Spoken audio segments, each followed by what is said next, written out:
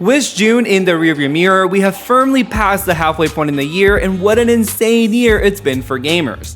I don't know about you guys, but we're barely keeping up with all these releases, squeezing in some game time whenever we can.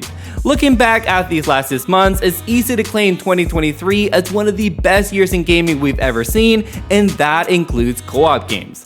We've played every game we're going to talk about here, and personally, I think they're all bangers. I could easily see any one of these games claiming a spot in our top 10 list at the end of the year. Keep in mind, we're going to go over them in chronological order, so you can make sure you haven't missed a thing this year. With all that out of the way, let's go over the best co-op games of the year so far.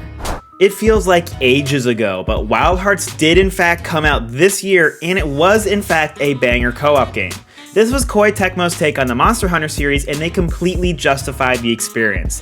The Katakuri system, which brings some light Fortnite building mechanics each hunt, was exactly what the title needed to differentiate itself, and it immediately felt natural to use in combat. Plus, the locations and monsters themselves felt grand, well thought out, and very unique. Some of the boss fights would slowly build and build with accompanying music and difficulty.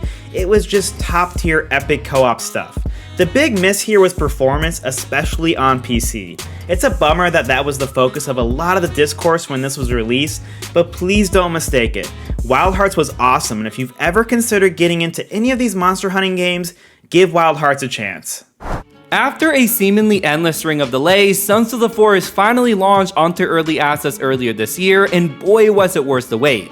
It pretty much improved on everything the original set out to do, with a better story structure, fine-tuned combat, and the best new addition, our boy Kelvin, of course. And even though the survival gameplay hasn't changed much, it was no less engaging to keep each other alive, explore the wilderness, and uncover the next story beat. But we also did a lot of goofing around, riding on one wheels along the beach, and having sled races in the snow, because why not? One of the best parts of playing co-op is the new freeform building mechanic though.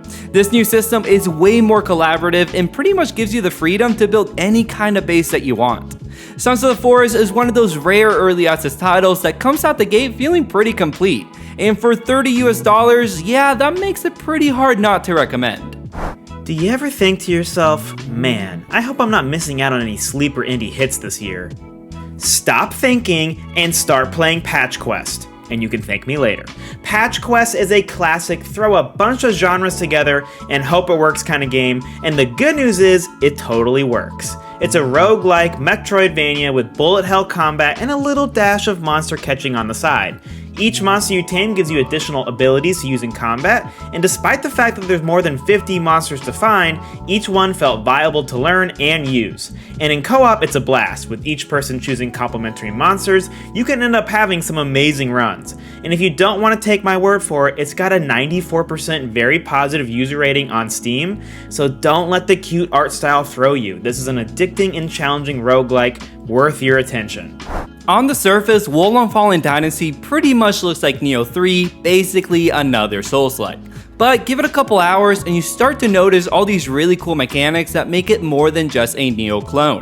I won't go over those at length here, but the battle flag system, the stun and parry mechanics, and of course how it handles co-op really make WoLong stand out from the pack.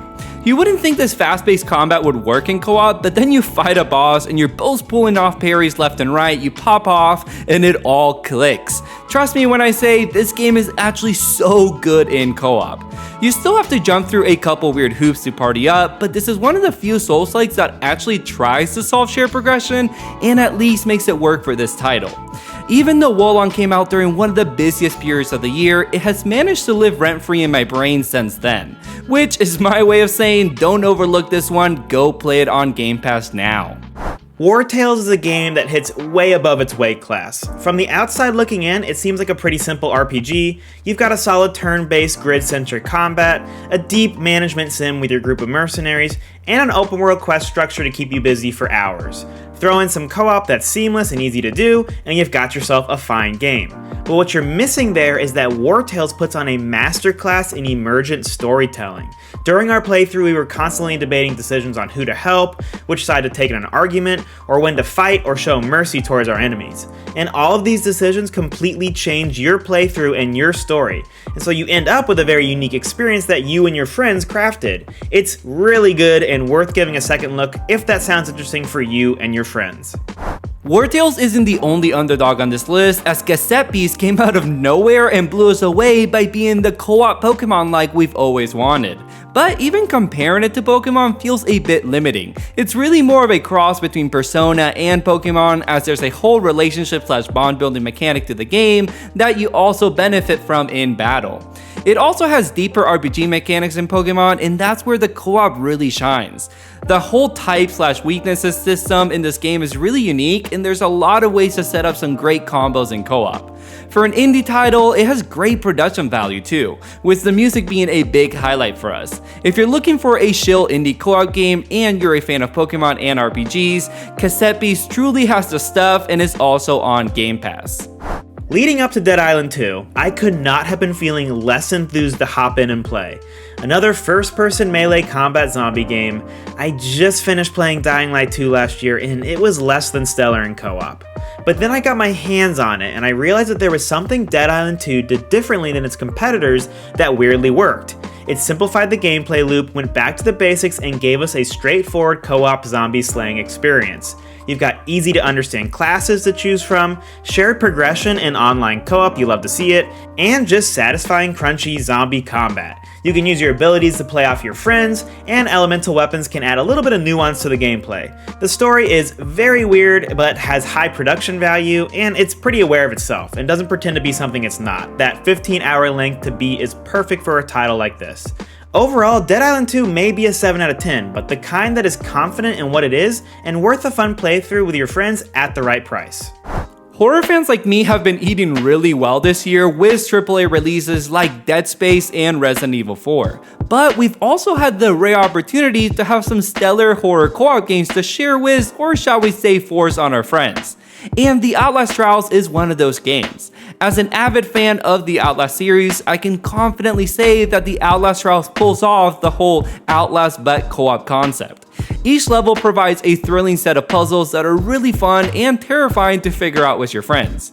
In co-op, each player can select a unique rig ability, so party composition is pretty important, and timing when to use your rig becomes invaluable.